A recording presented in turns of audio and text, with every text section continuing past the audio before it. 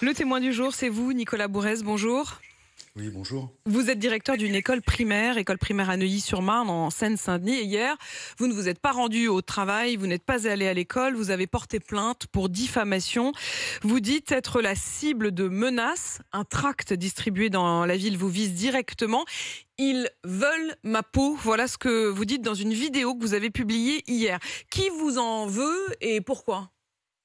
Alors, a priori, je ne sais pas qui se cache réellement derrière, mais c'est un comité de défense de l'école publique à Neuilly-sur-Marne qui m'affiche une cible dans le dos, en me traitant d'extrémiste et d'anti-musulman, en raison de la mise en place de l'expérimentation de la tenue commune, donc souhaitée par le Premier ministre et portée également par le Président de la République. Donc, moi, je n'ai fait que suivre les directives.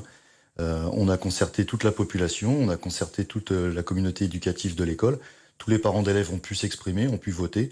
La décision du conseil d'école a été favorable pour cette expérimentation à partir de la rentrée prochaine en septembre. Et ce comité, assez obscur d'ailleurs, ne veut pas se plier à la majorité, quoi.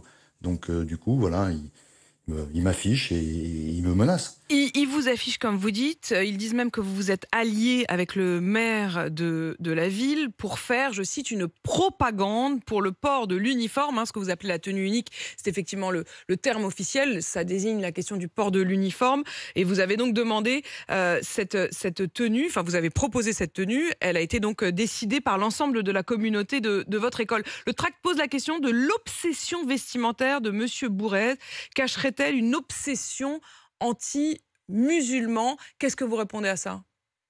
Alors, le tract a été modifié légèrement par ce comité juste avant qu'il le distribue devant mon école. Donc il a été distribué dans la commune, mais il a été distribué aussi à la sortie de l'école, mardi Oui. soir, aux parents d'élèves. Et la question a disparu. C'est une affirmation. C'est-à-dire que Il n'y c'est... a plus le point d'interrogation, vous voulez dire?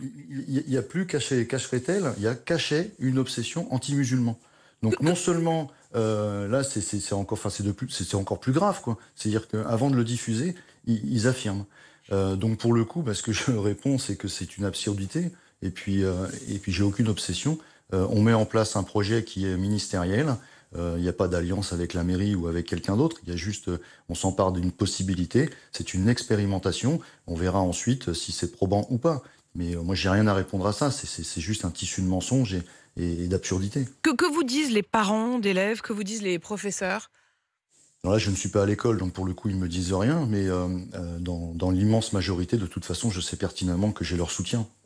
Vous avez leur soutien et vous aviez d'ailleurs leur soutien sur la décision de mettre en place cet uniforme. Est-ce que vous avez une idée de qui se trouve derrière ce comité, ce mystérieux comité, puisque c'est donc un tract anonyme, Et moi, j'ai pas envie de rentrer trop dans ce sujet-là. Il y a sûrement quelques parents très très opposés. Il y a sûrement quelques syndicalistes également opposés.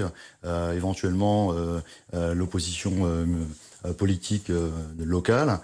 Mais bon, j'ai déposé plainte 2 fois, donc après il y a sûrement une investigation policière qui sera faite et puis on verra bien qui est derrière. Ça c'est pas à moi de définir.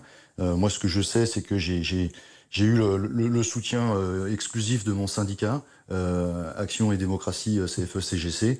Là la communication officielle est un petit peu fallacieuse parce qu'on dit qu'on m'a accompagné, mais c'est pas vrai. Je veux dire, moi j'ai été seul. Donc Vous vous êtes heureusement senti que... seul quand vous dites ça? Je vais préciser les choses pour ceux qui nous écoutent. La ministre de l'Éducation nationale, Nicole Belloubet, a dit hier qu'une protection fonctionnelle vous avait été accordée, que votre sécurité avait été renforcée en lien avec les forces de l'ordre, et elle dit qu'un signalement au procureur a été fait dès connaissance des faits.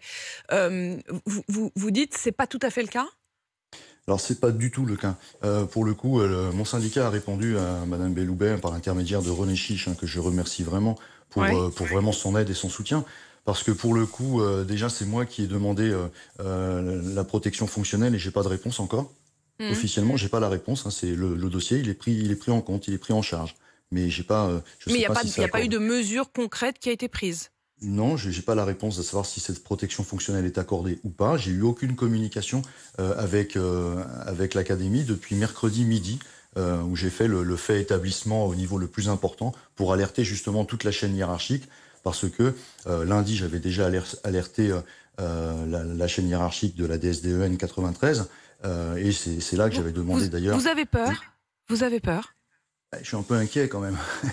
Et c'est pour ça que je me suis mis en arrêt maladie de manière à protéger au moins l'école. C'est-à-dire que si c'est moi la cible, au moins je protège les élèves et les enseignants qui qui j'espère peuvent travailler là actuellement sereinement au sein de l'école.